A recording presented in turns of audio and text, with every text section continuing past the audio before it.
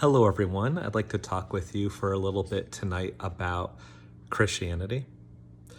If we want to understand Christianity, there are a few basic elements that we should probably start with. One is Judaism and the Jewish scriptures.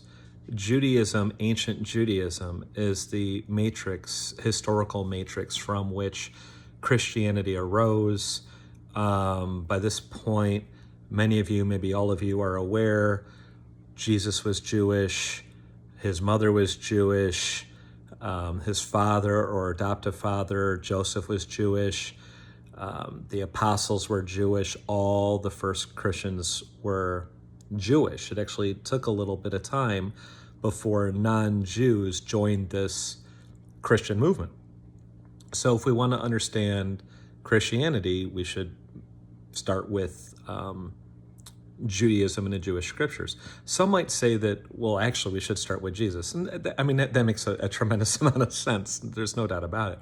At the same time, we can't really understand the mission of Jesus from the point of view of Christianity itself unless we understand something about ancient Judaism and the Jewish scriptures. And by the way, when we read the Gospels, there's 4 Gospels in the New Testament: Matthew, Mark, Luke, and John. That's the order in which we find them in the Bible, though most scholars would say, pretty much all scholars would say, actually, that Mark was written first, and then Matthew and Luke, and then John. I don't really want to go into that too much right now.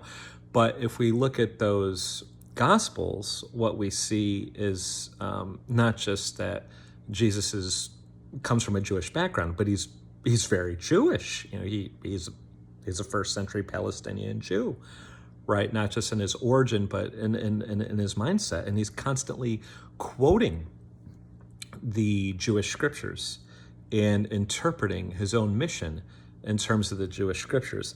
We can't really quite use the term Old Testament here. And the reason for that is that if you look at what Christians call the Old Testament, those books were all written by the time of Jesus. And Jews recognized more or less as canonical, as officially authoritative in some sense or other, quite a few of those books by the time of Jesus, but not quite all of them. The Torah, the first 5 books of the Old Testament, Genesis, Exodus, Leviticus, Numbers, and Deuteronomy, those were regarded as books of Moses and were regarded as having a very high authority by all Jews at the time. And various other books of the Old Testament were regarded as having a very high authority. But it took a little bit until after the time of Jesus for Jews to really agree on all and only the books of the Old Testament as we know it today, as forming this set of books that we could call the Jewish Bible, right? So yeah, technically it's a bit misleading to say that that Jesus is constantly quoting the Old Testament, though in a sense, actually, he is. Again, the texts weren't really quite put together in exactly that way at that time, but a lot of them, to a large extent, they were. It's not quite completely. And when you read the Gospels, you see Jesus just constantly turning to the Jewish scriptures to explain his mission. Right, he used it to interpret himself. When you look to the letters of Paul, Jesus is a Jew who's constantly turning to the Jewish scriptures in order to, interpret and explain and defend his ministry. When you turn to the letters of Paul and the other New Testament authors, are all doing the same. These are all Jews looking to the Jewish scriptures. At the same time, they're turning to the Jewish scriptures to understand Jesus, and they're interpreting those Jewish scriptures through the lens of Jesus. So, and on the one hand, you could say, yeah, you got to look at the Jewish scriptures. We'll just use the term Old Testament now. You got to look to that Old Testament to understand Jesus. At the same time, these early Christians say you have to look to Jesus to understand the Old Testament. Really, you can't separate these things all that much. So if we want to understand Christianity, we should take a long look at the Jewish scriptures and ancient Judaism. Of course, we got to look to Jesus. Another thing we could look to would be the church. And if we want to understand ancient Christianity, early Christianity, we got to look to the ancient church, the early church, right? We should also look at the New Testament. These new scriptures that were produced by this Christian movement. And there's some other things we could look at too. We could look at other Christian writings, early Christian writings that did not make it into the New Testament for various reasons. We could look at the writings of the so-called church fathers, or sometimes they're referred to the church fathers and mothers. So we could look at these things. I want to really single out three for the moment. Actually, maybe I should single out four. If we want to understand Christianity, early Christianity, ancient Christianity, we should look to the Jewish scriptures and ancient Judaism, 1. 2, we should look at Jesus. 3, we should look at the church. 4, we should look at the New Testament.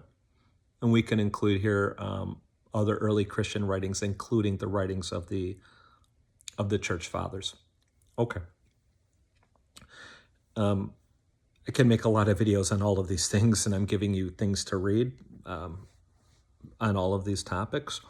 What I want to do in this video is concentrate on the church. I want to concentrate on the church. So I'm not really, I think, going to say too much about Jewish scriptures or ancient Judaism, which we largely dealt with in the Judaism unit. I don't really plan to say too much about Jesus. So obviously very important for Christianity and very important for understanding the church. I'm not going to say too much about the New Testament either. I will say a little bit about the writings of the church fathers. I would like to make some more videos in the future on Christianity and focus on Jesus. But let's look at the church. Let's look at the church. Well, actually, here too. I mean, if you read the Christian New Testament, Jesus founds the church, right? It's often said by Christians that the church is founded at Pentecost. I don't know if I want to talk too much about that. That's in the reading, and you could look that up. But Christians often speak of the church as being founded at Pentecost, which is described in chapter 2 of Acts of the Apostles, which is the 5th book of the New Testament. It comes right after the 4th gospel, the Gospel of John. But Christians also, and in doing that, by the way, in tracing the history of the church to Pentecost, are tracing it to the Holy Spirit. And if you don't know what Pentecost is already, look at it. It was in the reading, but look it up, right? And you'll see why. You can also read chapter 2 of Acts of the Apostles from the New Testament itself and go right to the source. But so when Christians trace the church back to Pentecost, they're tracing it back to the Holy Spirit, but also they trace it back to Jesus and the Gospels, his actions in the Gospels, starting with the calling of the 12 apostles and other actions. In Matthew, I think it's chapter 16, Jesus turns to Simon and says, I'm going to call you Peter. Actually, it's Peter in Greek, and Aramaic, it's Cephas. Jesus is probably speaking Aramaic with his disciples, so he probably said Cephas instead of Greek. Peter's just the Greek form of Cephas. It means rock. And Jesus basically turns to this guy Simon and says, I'm going to call you Rock, or maybe Rocky, and you're the rock on which I will build my church. I'll actually talk about this passage a bit more in the recording, because different Christians interpret this in very, very different ways. But Jesus calls, 12 apostles. He says this thing to Peter about, you're the rock on which I will build the church. There's more than Jesus has more disciples than just the 12 apostles. Luke in particular mentions a number of women being his disciples. We see this reflected in other gospels, right? So, yeah, I mean, Jesus is the founder of the church from this perspective. The Holy Spirit is the founder of the church from this perspective. And I guess we should briefly mention the doctrine of the Trinity, which not all early Christians believe, but many do, according to which there is one God, the God of Abraham and Sarah and Isaac and Rebekah and Jacob and Rachel and Leah. The God of Israel, right? There's one God, the God of the Jews. There's one God in three eternally distinct persons: Father, Son, Holy Spirit. And on this view, the Trinitarian view, the second person of this Trinity, the Son, becomes man and takes on the form of a man, becomes an actual full-blooded human man, this man being Jesus of Nazareth. I remember a student saying to me a number of years ago, saying, that Christians don't believe Jesus is God. They believe he's the Son of God. Well, most Christians believe he is God, God the Son, and also the Son of God. He's both, right? And not all Christians believed the doctrine of the Trinity in the early church, and not quite all Christians believe it today, but a lot believed it in the early church. Almost all believe it today. And this, I know the student actually did belong to a denomination that teaches the Trinity. It's just maybe the student hadn't, been informed of all of that, which happens. Religious education sometimes isn't all that it should be. But we have, on the one hand, the doctrine of the Trinity, which is that, again, there's one God in three eternally distinct persons: Father, Son, Holy Spirit. And we have another view that goes along with this, the Incarnation, which is typically understood in terms of what is sometimes called the two natures doctrine, or in Greek, there's a fancy word for it, duophysitism, according to which the second person of the Trinity, the Son, became a full human in Jesus. So this individual Jesus is both God and man, a God-man, God the Son and the Son of God.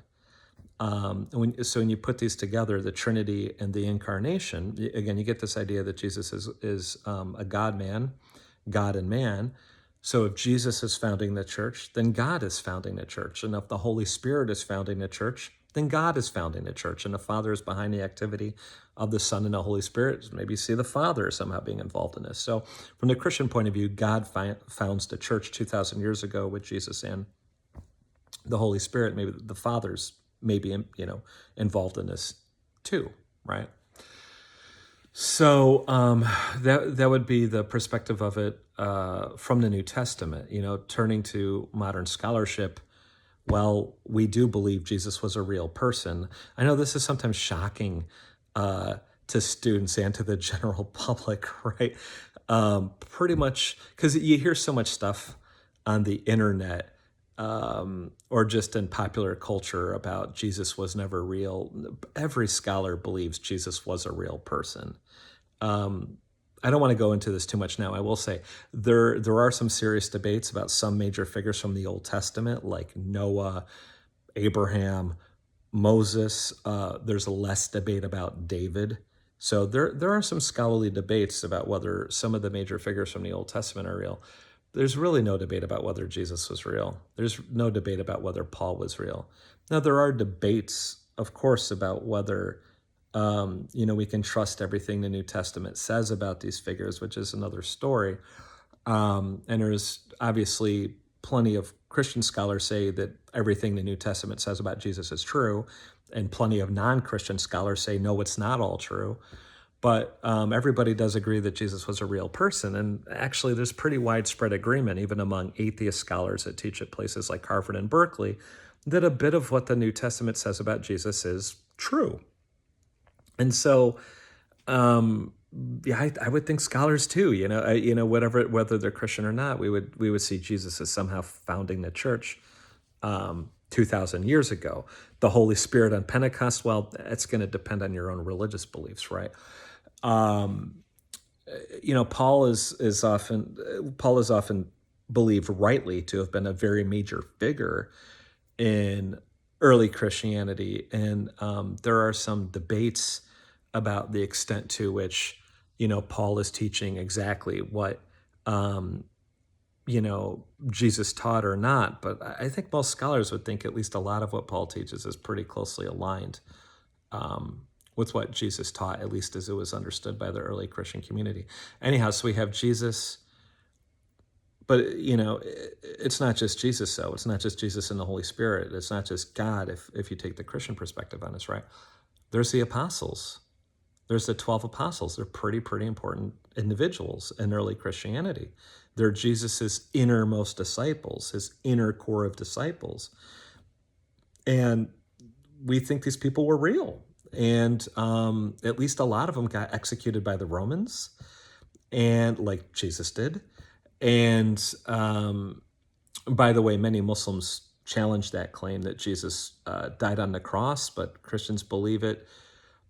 Pretty much everybody else believes it. This is one of the many areas where one religion doesn't believe something that the other religions and modern scholars do. And if you're a Christian, you believe you're right. If you're a Muslim, you believe you're right. If you're an atheist scholar, you take the Christian point of view on this, but on other things you might take the Muslim point of view or no point of view.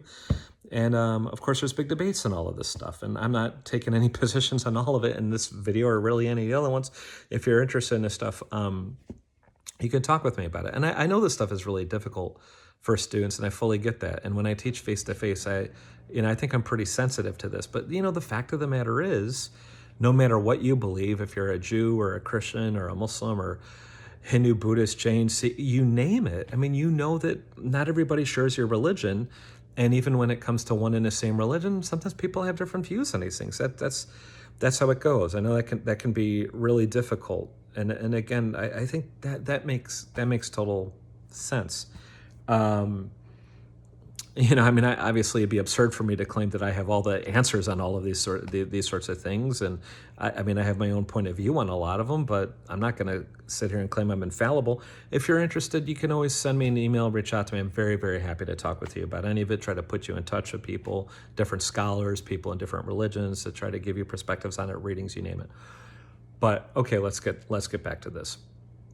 We have Jesus, right, who has a public ministry, preaches, and according to the New Testament, heals people, exorcises demons, brings people back from the dead. This goes on for a few short years. He's crucified.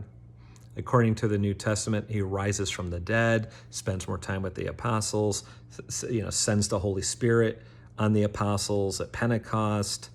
And again, different religious views to take different positions on that. Let's focus on this group, the apostles, right? Let's focus on this group, the apostles. So Jesus calls these 12 apostles. Again, they're almost certainly real people. And he sort of deputizes them to go out and preach. There could be some debates about, are they preaching exactly what Jesus preached? Let's not worry about that right now, or in the rest of this video. Jesus seems to deputize them to preach the message, the good news, the word, right? Jesus dies, he exits the scene. These apostles go and preach. Now, one of them, Judas, hanged himself, according to the New Testament. That very well may be true. Judas hangs himself. According to Acts of the Apostles, Judas gets replaced. No reason to doubt that. But he doesn't get replaced by Paul. Paul calls himself, and we gotta talk a little bit about this guy Paul too. To understand early Christianity. If you look at the 12 apostles, Peter is probably the most prominent. Jesus singles him out, it seems, as this rock, right? Some other really prominent apostles include James and John, his two brothers.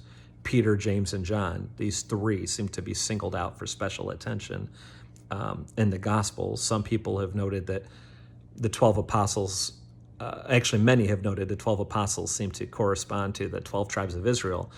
Some scholars have said that Peter, James, and John seem to correspond to the three great patriarchs, Abraham, Isaac, and Jacob. I think that's pretty plausible. Paul is not one of the 12. He's not one of the 12. But he claims that he had a vision that actually involved him being temporarily blinded. He had a vision, this experience of Jesus on the road to Damascus in Syria. Damascus is an old city in Syria, a very old city. You may have heard the road to Damascus experience, right? It's interesting. Paul's a Jew. Again, all these people are Jews at this time. He's a Jew. He seems to be fairly well educated in the scriptures. Maybe he even has some familiarity, perhaps, with Greek philosophical traditions. I've never really looked into whether or not he had maybe any kind of training in the Greek rhetorical tradition. That's a good question. I should look that up. You can go look that up. Let me know. But he has some real education. He's not a rabbi or anything, but he has some real education. And the New Testament tells us, and again, I think pretty much all scholars would agree with this, whether they're Christians or Jews or atheists or whatever. Paul himself tells us, and I don't know why he would lie about this, Paul himself tells us that he actually was opposed to the Christian movement at first, and that he even persecuted Christians and even maybe was involved in the killing of Christians. And he also tells us, now this is where not everybody's going to agree, and this is probably going to largely come down to your religious views again. This happens a lot of the time. Not always, but a lot of the time, that he's on the road to Damascus. He's going to Damascus, and Jesus basically confronts Paul and says, "Why are you persecuting me?" And Paul says, "Oh my goodness, I thought I was doing the right thing. Now I realize I wasn't doing the right thing." And he has this great conversion experience.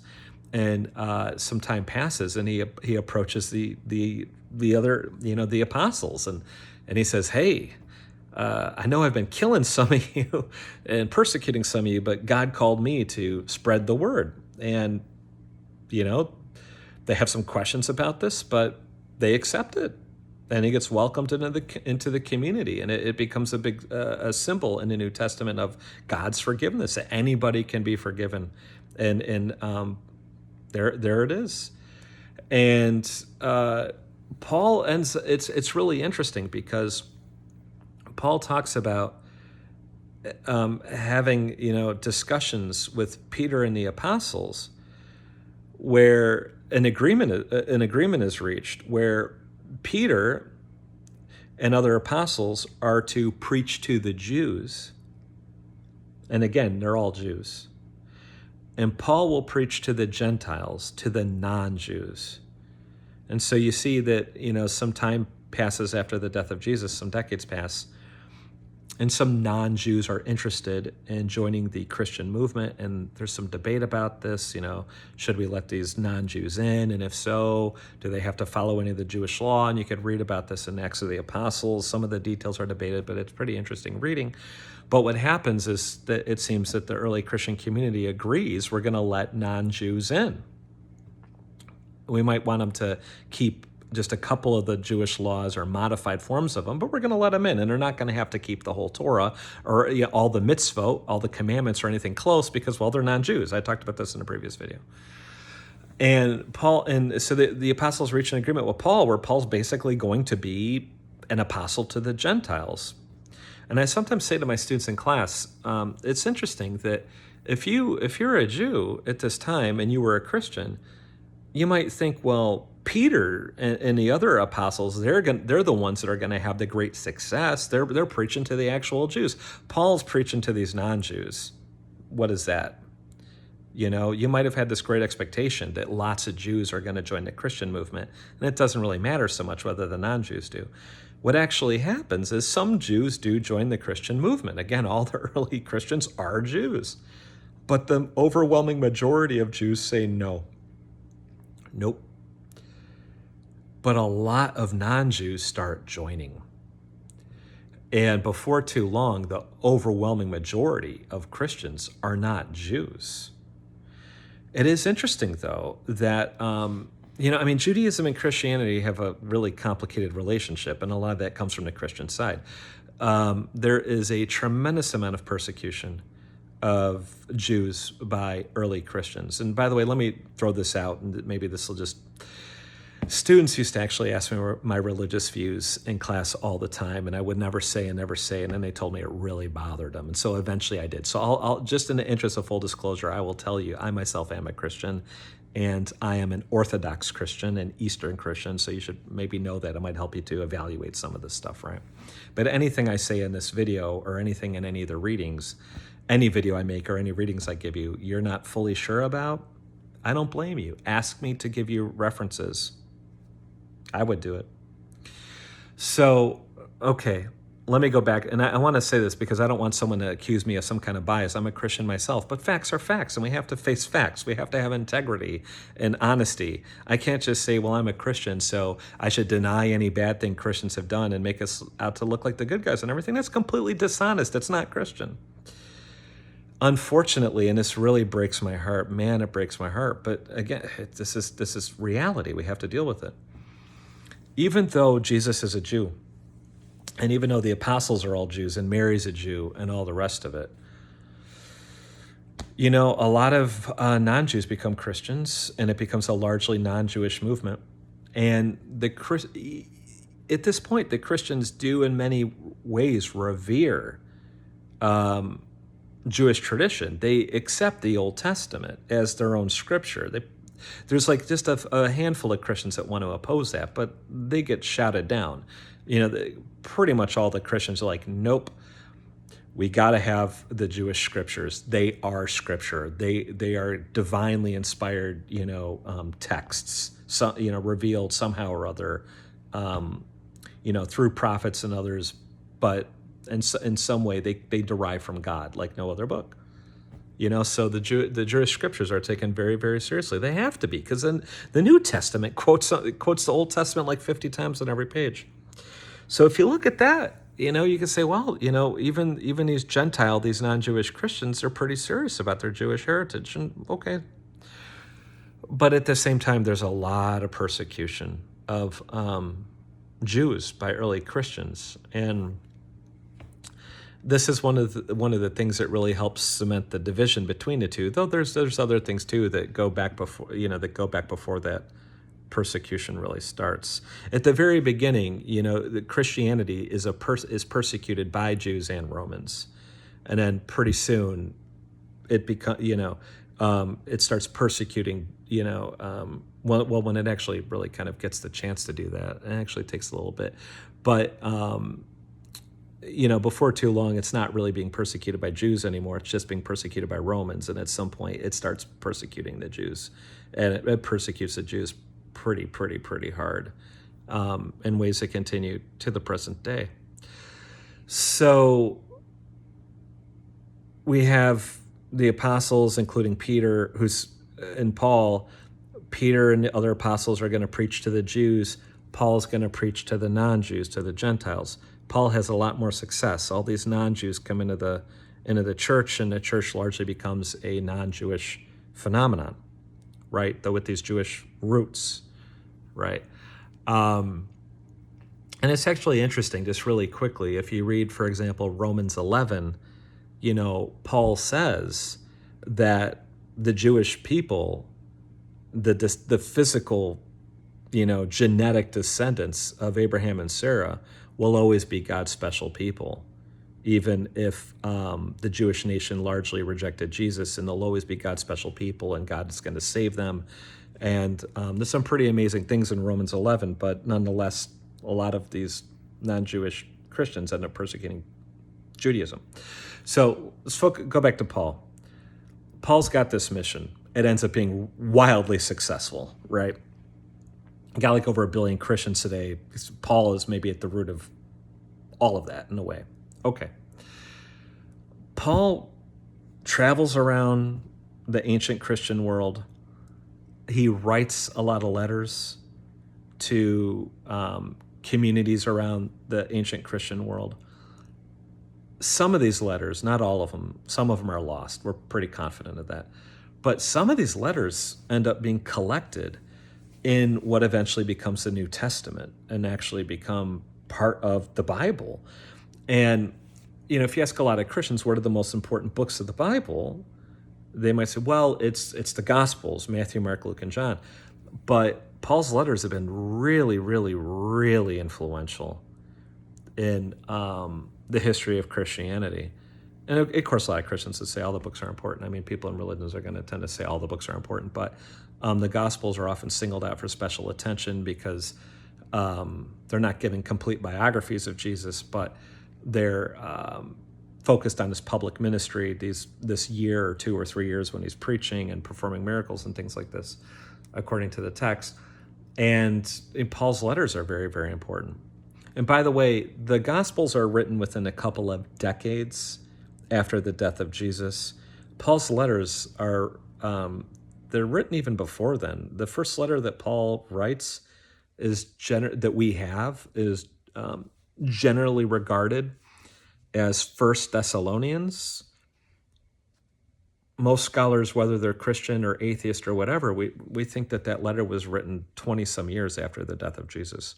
So it's sometimes said that the New Testament was written hundreds of years after Jesus. I hear this all the time. There's no scholar that thinks that. All the atheist scholars, the Christian scholars, everybody's agreed that really the whole New Testament is done within 100 years of the death of Jesus, and the Gospels are done within 100 years, and Paul's letters, again, the first ones may be written about 20 years after Jesus' death. And a lot of scholars actually think there's some pieces of Paul's letters that maybe go back to 15, 10, 5 years after the death of Jesus, right? Okay, so Paul writes these letters. Actually, I should mention really quickly, there are many scholars who question whether Paul really wrote all the letters with his name on them in the New Testament. Everybody agrees he wrote some of them. There's debates about whether he wrote all of them. I'm not going to really get into that anymore, but just in interest of full disclosure, there's that. So Paul writes these letters. He's going out preaching. Maybe other apostles are writing stuff. The New Testament claims other writings are by them. There's disputes about the authenticity of all of that, but some of these people are probably writing something, whether it makes its way into the New Testament or not. So the apostles are traveling around, preaching, writing, this kind of thing. A lot of them end up getting martyred. Paul gets killed by the Romans. Peter gets killed by the Romans. Okay. So what happens? Well, Christianity starts to spread. And it's pretty controversial in the early Roman Empire. It's pretty controversial. A lot of Judaism actually kind of has a funny place in the Roman mind too. The Jews often suffered some horrific persecution from the Romans, just horrific. When we think of mass killings of Jews, we think first of the Holocaust. That makes total sense. It's recent. It's 6 million Jews. I mean, it's unbelievable, right? There have been many, many, many other mass killings of Jews. There were incidents where some ancient Roman historians tell us that the Romans might have killed more than 1 million Jews, which is an absolutely unbelievable number. It would be absolutely unbelievable today, but we're talking 2,000 years ago, and population sizes were much smaller. And even if the Romans didn't always get those numbers right, the Romans killed lots and lots and lots of Jews. And so there's that. It's not that the Romans always thought that the Jews were bad guys, though. I've heard a number of historians say that a lot of the Romans, at least up to a certain point in time, had a lot of respect for the Jews, because the Romans really liked old things, and they knew that the Jews were old, and they had a lot of respect for that. That doesn't mean that they all felt that way, and it doesn't mean that they weren't exploited and other sorts of things, or even at times massacred. But there, you could say, well, if they were often esteemed as being old by at least many Romans, then why were some others so upset about them? And there's various answers for that, but one answer that's also relevant for understanding the persecution of the early Christians, and again, the early Christians are all Jews, is that the Romans were polytheists, right? They recognized many, many, many gods. And the Romans conquered lots and lots of people. And when they conquered these different people, they tended to say, well, we'll accept your gods too. I'm going to take a sip of tea here. And by the way, this mug has a picture of Zabar's, which is a famous Jewish deli in New York City. I used to live not too far from Zabar's and still order stuff from them sometimes. And I got my Zabar's mug. So anyhow, it's a great Jewish institution in New York, Zabar's. So good bagels and other things. So if what is the problem then? With all of this? Well, if the Romans recognize many gods, well, the Jews don't. The Jews recognize one God, the God of Abraham, the God of Isaac, the God of Jacob, the God of Moses, the God of David, the God of Solomon. And the Jews refuse, a lot of the Jews at least, refuse, the faithful Jews, the devout Jews, they refuse to recognize these other gods. And they refuse to contribute to their worship in any way. You also, when you get to the Roman Empire, you start to have emperor worship. And the Jews the faithful Jews refuse to worship the emperor. And so the Romans kill him for this. This is not the only reason, but this is one of the reasons. And the same thing happens to the Christians. The Christians say there's one God. And that is the only God we're going to acknowledge. And we're not going to acknowledge all these other gods, and we're not going to worship the emperor. And if you read about ancient Roman society, actually, it's the worship of these different gods and the emperor was woven into the society in many, many, many ways. So if you wanted to be like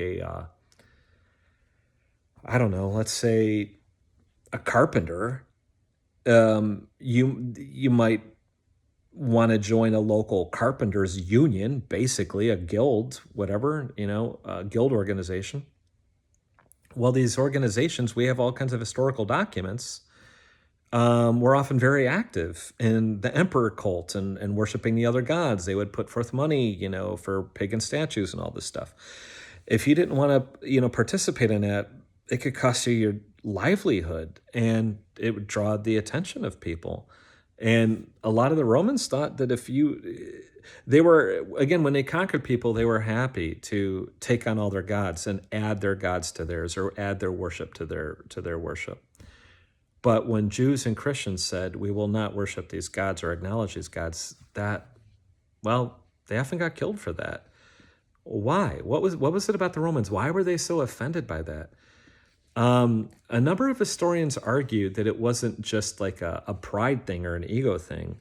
A number of historians argued that to the ancient Roman mind, if you didn't contribute to the worship of the gods, you could offend the gods. And if you offended the gods, they might punish you by not letting your crops grow, or not letting your farm animals produce more farm animals, or by letting you lose in battle. And the emperor might just take it as an affront to his authority.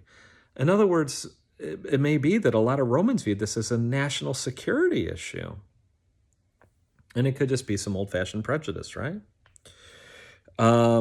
So there was actually, this is one major factor behind Roman persecution of the Jews and then the Christians.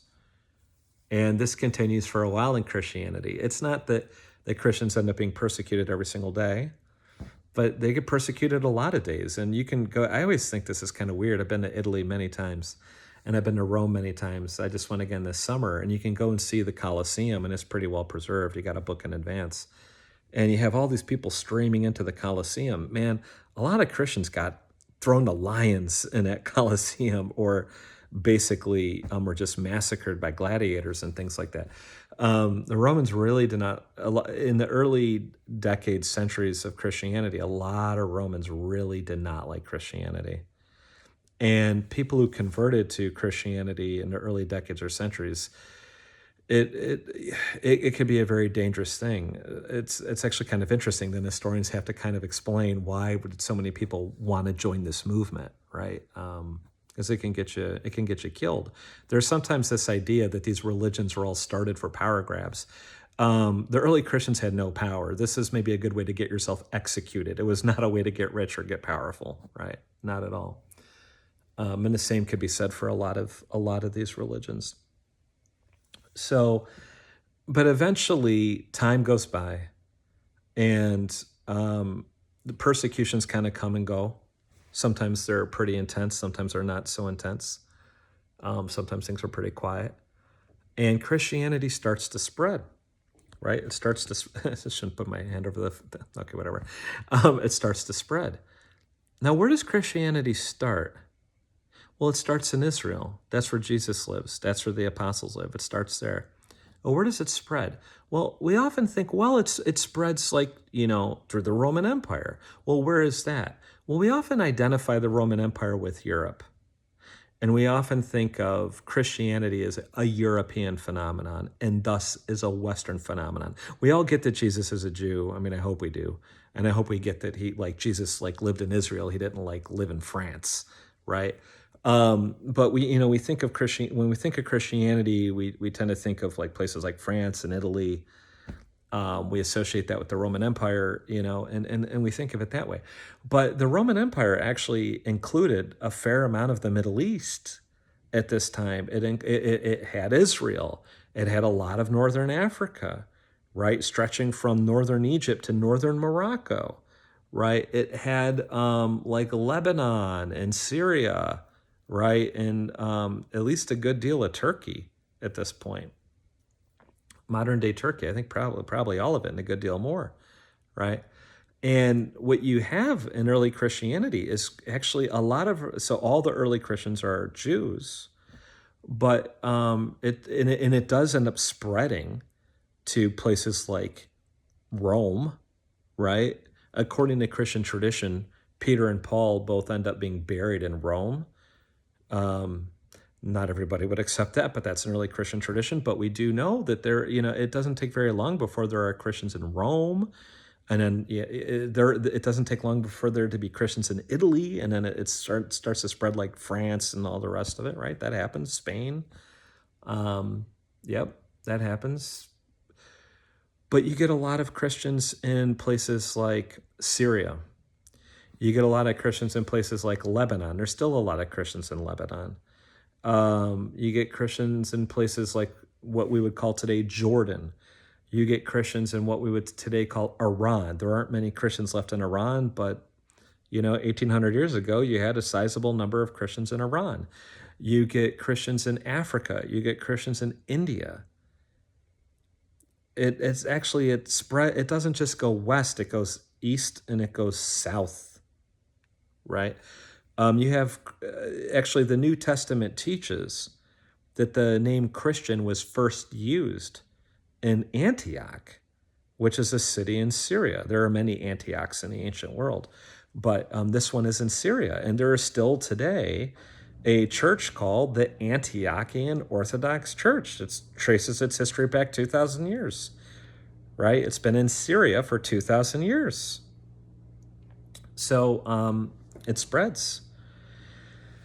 And what happens, and these Christians, they speak lots of different languages. In Ethiopia, they have they have their own languages. In Egypt, they have their own, they have their own language. In Armenia, they have their own language or languages.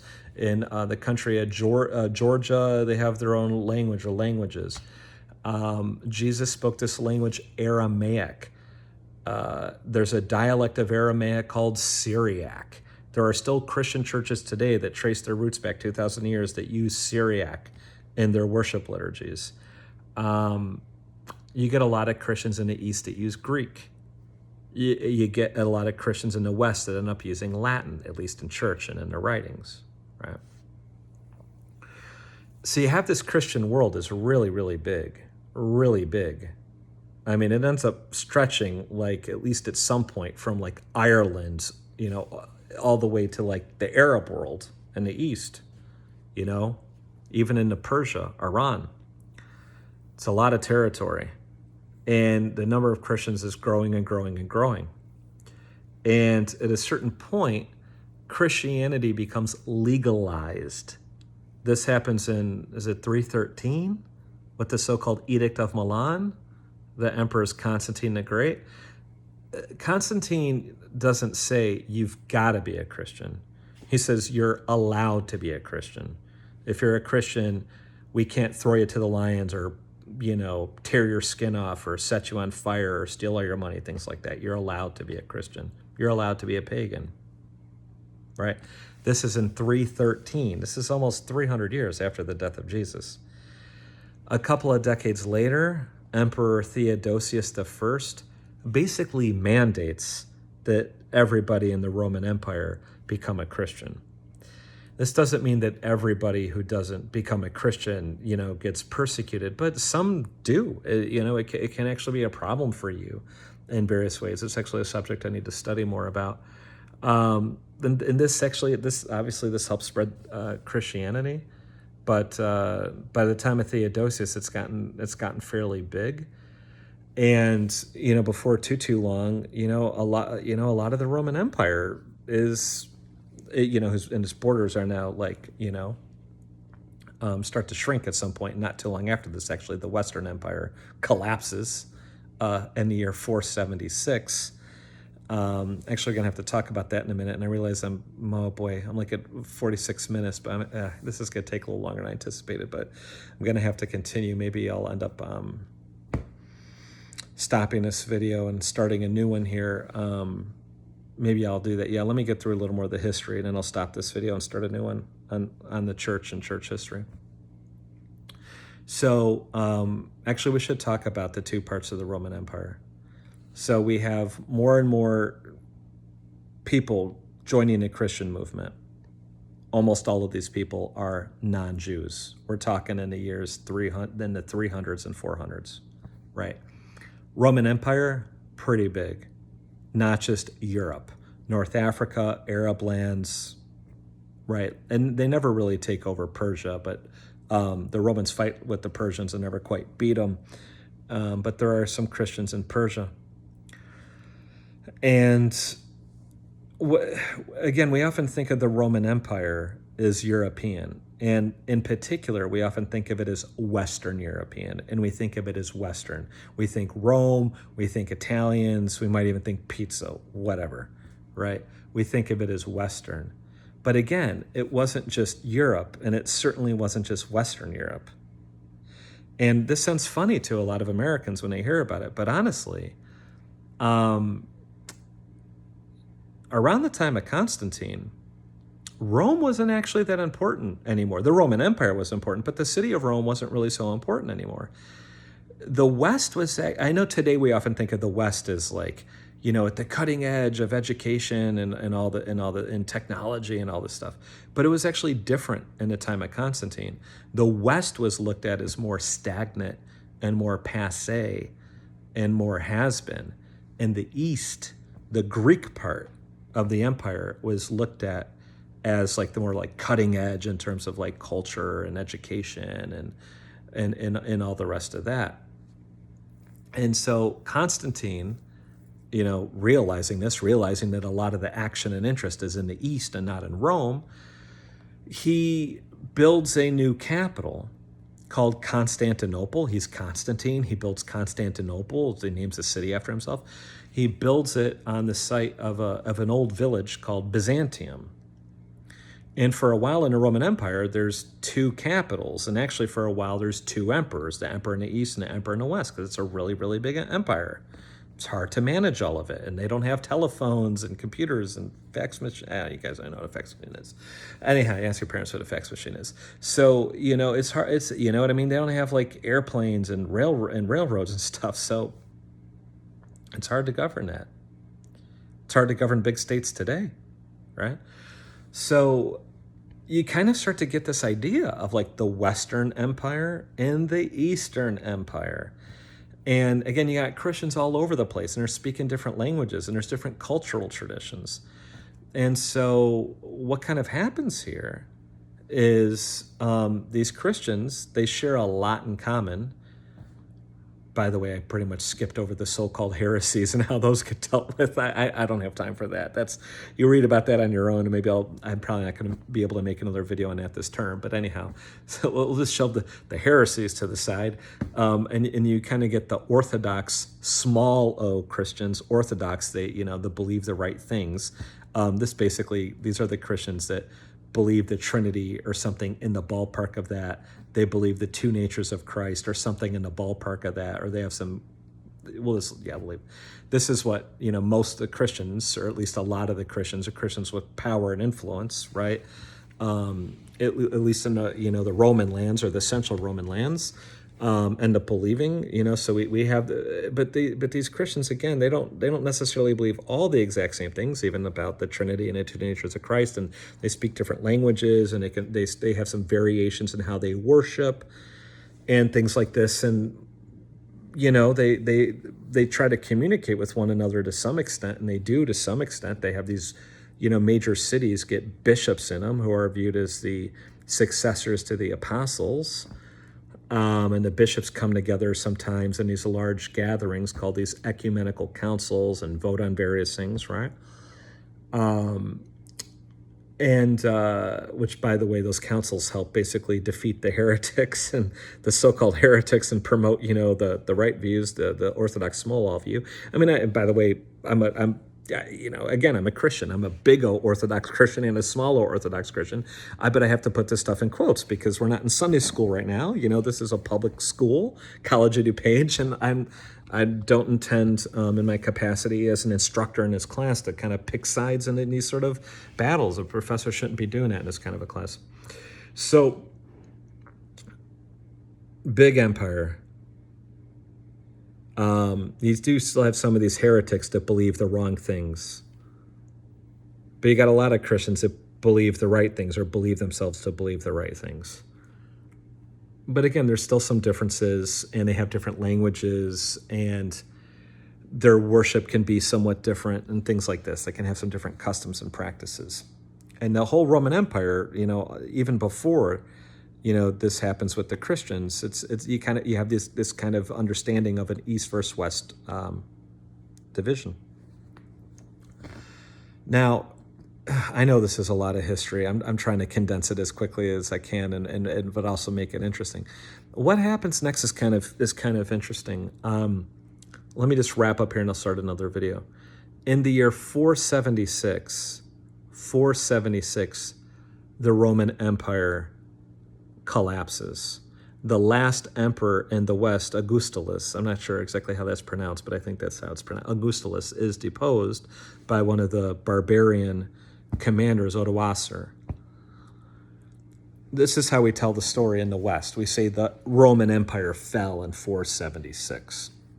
And by the way, we have a lot of historians now arguing that when the Roman Empire fell in the West, it's not like everything went to the dogs, like, actually I love dogs. I don't know why I use that expression. Like, it's not like, I'm trying to avoid saying like everything went to hell. It's not like everything went to hell and everything was totally terrible the next morning. The picture is actually much more complicated than that. Number one. Number two, it's not that the whole Roman Empire fell. It's the Western Roman Empire fell. The Western Roman Empire fell. And what happened when it fell? Well, what happened is there's no more Roman Empire in the West. Now, again, that doesn't mean it's total chaos. There, everywhere. There's some chaos in some parts, right? But not everywhere. The fact is that a lot of these barbarians were already, a lot of them, not all of them, but a lot of them were already heavily Romanized, and they had some ability to maintain some kind of states, smaller states, but some kind of states with some stability in a lot of parts of that former Roman Empire in the West. And in a lot of ways, life kind of went on as it had been for a while for a lot of folks, but not for everybody. There was some real chaos too. But that's in the West. In the East, what about the East? Constantine had made that city in the East, that capital in the East. What about the East? The East didn't fall until 1453, right? The Ottoman Turks eventually put an end to the Eastern Roman Empire. The Western Roman Empire falls in 476, about 1,600 years ago. the Eastern Roman Empire actually continued until 1453, until about 500 years ago. We tend to think of the Romans as ending in the ancient period. Well, the West did. But the eastern part continued until 1453. By the way a lot of historians think about it now, the early modern period, we don't say anymore starts in the 1500s. We say it starts in the 1400s, or maybe even the middle of the 1300s. That would mean that the Eastern Roman Empire actually continued until the early modern period. It sounds funny, but so it is, right? We just don't think of it this way because we have a strong Western bias. We just haven't been educated in this. So the Western Roman Empire falls 476. The Eastern Empire continues until 1453, right? Why does this matter? Let me wrap up. The three main groups, numerically, the three main groups of Christians are the Protestants, the Catholics, and the Eastern Orthodox. Now we can break some of these up a little bit, right? I like to actually distinguish between two main groups of Protestants. I call them the Nicene Protestants and the non-Nicene Protestants. Do I want to get into that quite now? Nah, let's put a pin in that for just a minute. We have the Protestants, we have the Catholics. I said Eastern Orthodox. Actually, we could just say, or this would be the simplest scheme. We have the Protestants, the Catholics, and the Orthodox. The Orthodox we can actually break down into a number of different groups. The two biggest ones are the Eastern Orthodox and what we call the Oriental Orthodox.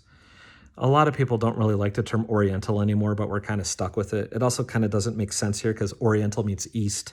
And so it's kind of like the Eastern Orthodox and the Eastern Orthodox. But we call them the Eastern Orthodox and the Oriental Orthodox. There's some other groups out there too that sometimes go by the name Orthodox. Now I know this is a little bit confusing because in a way, Catholics and most Protestants and Orthodox would all describe themselves as Orthodox small o. But then we have this group of Christians called the Orthodox big O, and actually they divide up into different groups. And some of those would say the others aren't Orthodox small o. It gets a little bit complicated. Well, I think I'm going to have to deal with some of this in the next video. But let me just end on this.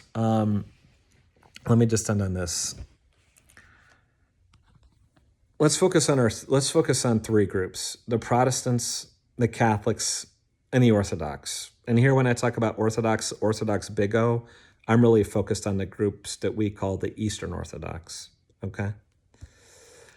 So here's some questions you should have right now. You could say to yourself, wait a second. What are these groups, how do they differ? You could say to yourself, and you'd be right, they have to have some stuff in common. If Catholics are Christians, and Orthodox are Christians, and Protestants are Christians, there's got to be some stuff they all have in common, in virtue of which they're all Christians. Yep, that's right.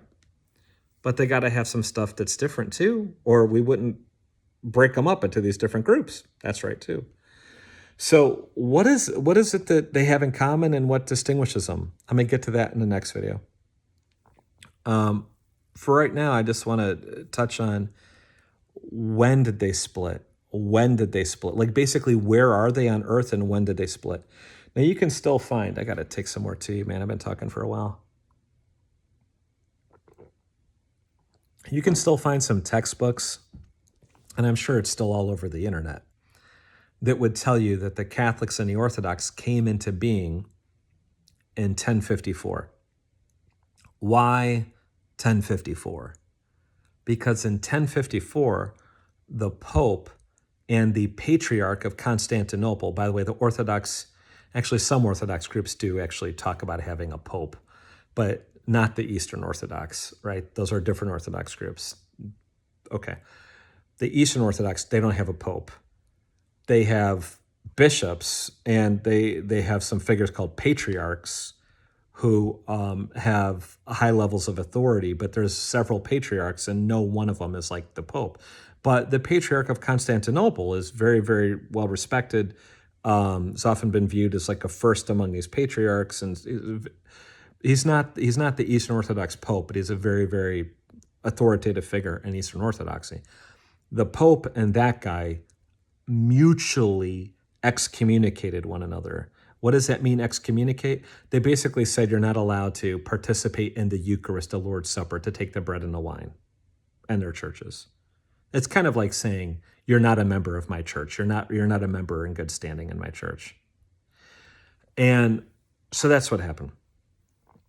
And the story behind it's complex, and you can go read about it. Just type 1054 Pope, into Google, and it'll come up. But actually, you probably shouldn't do that, because most of what you read about religion on the internet is not worth reading. And here's an example of it. You still find all over the internet that this is when the Catholics and the Orthodox split, and so it's when they came into being. By the way, before they split, there are no Catholics and there are no Orthodox. There's just the Christians, right? Yeah, not all the Christians are organized under the exact same banner. You still have some of the so-called heretics around, and you have some of these Orthodox groups around that the folks that we call the Catholics and the Orthodox end up not really recognizing their legitimacy. But the people that we call today the Catholics and the Eastern Orthodox, they were one church. They were one church until they split. It wasn't Catholic and Orthodox. It was Catholic Orthodox. It was like Catholidox, right? They were one church, right? So you do, in 1054, you do have the Pope and the Patriarch of Constantinople mutually excommunicate one another. That is not when the church is split. That's not where you get Catholic and Orthodox. Well, why not, if they mutually excommunicate one another? This actually illustrates a very, very important point, critical thinking point of history, interpreting history. Yeah, these two guys mutually excommunicated one another. So what? Who cares?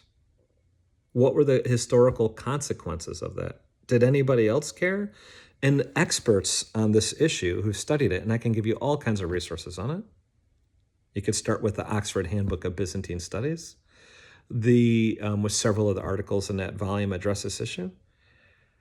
These experts would argue that if you actually look at what all the other Christians at the time say about this, they don't really say anything about it at all. No one cares. These two guys excommunicate one another, and everybody's kind of like, okay, whatever. No one really cares. Life goes on as normal. It doesn't make any sense to say that the church split in 1054. Now, you will still find it all over the internet, which is just exhibit 1 in a million of why the internet's not reliable. It often reflects old scholarship, and even then it often garbles it. So if the Catholics and the Orthodox don't split in if the Christians don't split in 1054, we don't get Catholics and Orthodox in 1054, when do we get them? And pretty much all scholars now, the experts who really study this, would say we don't get them until the early 1200s, until the Fourth Crusade. So really quickly on the Crusades, very controversial topic, but here it goes. If you go back 2,000 years, Israel had a lot of Jews living there. Actually, you go back way longer than that, you got a lot of Jews living there. Actually, let's go back 3,000 years ago, when maybe no one's even using the word Jew. You go back 3,000 years ago, King David, you got 12 tribes of Israel, right? And the Israelites are independent. They kind of rule themselves. Well, in the year 722, the Neo-Assyrians destroy the north of Israel and take it over. The south continues, where Jerusalem continues. Judah, I talked about this in a previous video. Then in the early 500s BCE, the Neo-Babylonians invade the south, conquer the south, destroy the south. At this point, the Israelites, if you want to call these people Jews, okay, they don't control any of their own land anymore. But they manage to get free for a tiny period, and then they get conquered again. They get conquered by the Persians, and then the Romans, and then the Persians. Yeah, that's it. They get conquered. Well, for a while, the Neo-Babylonians take them over. The Persians do take them over. It's this long, complicated history. And then Alexander the Great defeats Persia, and then he dies, and then his generals carve up. Okay, Anyhow, so eventually the Jews, it's actually a long, complicated history. I don't want to get too into the weeds on this, so you can read about it. The Jews eventually kind of break free and get some independence, but then the Persians take them over. Is it? Yeah, the Persians take them over again. The Parthians take them over. Then the Romans, I think. Then the Persians maybe, then whatever. So it goes back and forth between Rome and Persia, Roman a bit, and then the Romans really have a strong hold on the land of Israel for a long time. Jesus is born in Roman Palestine, Roman Israel, right? So the Romans, they really get a firm grip on Israel, and they hold it for a long time. Well, so the Romans conquer Israel, and what happens? Well, the Romans eventually become the Christians, and Israel remains in this largely Christianized Roman Empire, not fully Christianized, but largely Christianized Roman Empire. And what happens then is you get the rise of Islam. And the early Muslims conquer a lot of this land, including the land of Israel. They take over the land of Israel. And eventually the Christians say, hey, we want that land back, right?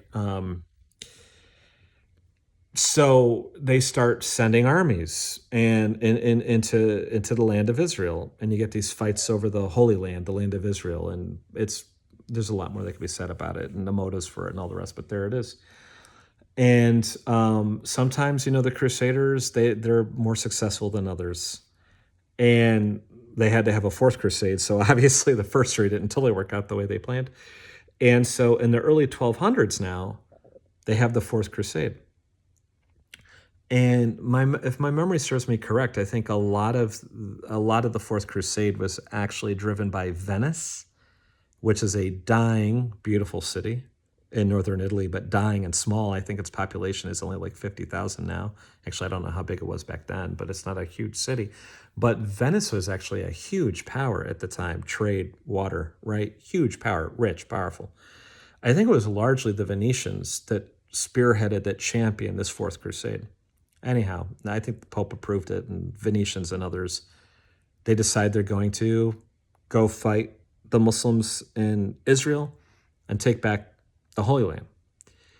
They stop off first in Constantinople, the Eastern Roman Empire, which, by the way, ends up being called the Byzantine Empire from that village Byzantium that was, the location where Constantine built his new city, Constantinople, right? So they stop in Byzantium. They stop in the Byzantine Empire, the Eastern Roman Empire, Constantinople. They stopped there because that was still up and running, even though the Western Roman Empire had been gone for a long time. This is early 1200s now we're talking about. And so the Western Crusaders, they stop in the Byzantine Empire on the way to Israel. And they tell the Eastern Christians, these Christians in the East, hey, we're going to go fight the Muslims again. Why don't you come help us out? Give us supplies, maybe come join us. And the Eastern Christians said, no, we're not really interested in doing that. And the Western Crusaders basically said, oh, yeah? They ended up conquering Byzantium, killed a lot of Eastern Christians, raped a lot of Eastern Christian women, burned places down, stole all their stuff. They took it over for decades. And you can read chronicles from like French historians at this time that said these Eastern Christians, they won't go fight Muslims, then they're not even Christians at all. Because any true Christian would just want to kill Muslims. So if the Eastern Christians don't want to kill these Muslims, they can't even really be real Christians. So they're the enemy, so we'll just kill them instead. And that's what they did. And they really destroyed Byzantium, the Eastern Roman Empire. And eventually these Eastern Christians, the Byzantines, regain control over their territory. They're able to expel these Western Crusaders. And when they do, they're never the same. They are greatly weakened. And so while we do say, and it is true, and I said it a bit ago, that it's 1453 that Byzantium, the Byzantine Empire, the Eastern Roman Empire, finally and fully disappears when the Ottoman Turks conquer it, which they do. It had already been really greatly weakened at that point by actually a number of different Muslim armies who had been attacking it for a long, long time, centuries and centuries. but also from various Christian armies attacking it, and also from the Fourth Crusade itself, right? I mean, it's kind of interesting that these Western Crusaders are supposed to regain the Holy Land from the Muslims in the name of God. What they ended up doing was largely destroying the Eastern Christian Empire of the Byzantines. This is where you get the split between the Byzantines and the West. This is where you get the split between the Eastern and the Western Christians. This is where you get the split between the Catholics and the Orthodox. You don't really have Catholics and Orthodox. You just have a large church until the Fourth Crusade. When the Fourth Crusade happens, the Eastern Christians are so angry at the West, they basically say, we're not brothers anymore. We don't break bread anymore. And like they all mutually excommunicate one another. That's where you get the Catholics and the Eastern Orthodox. It's not until the early 1200s. Protestantism isn't until 1500s, early 1500s with Martin Luther, 1517.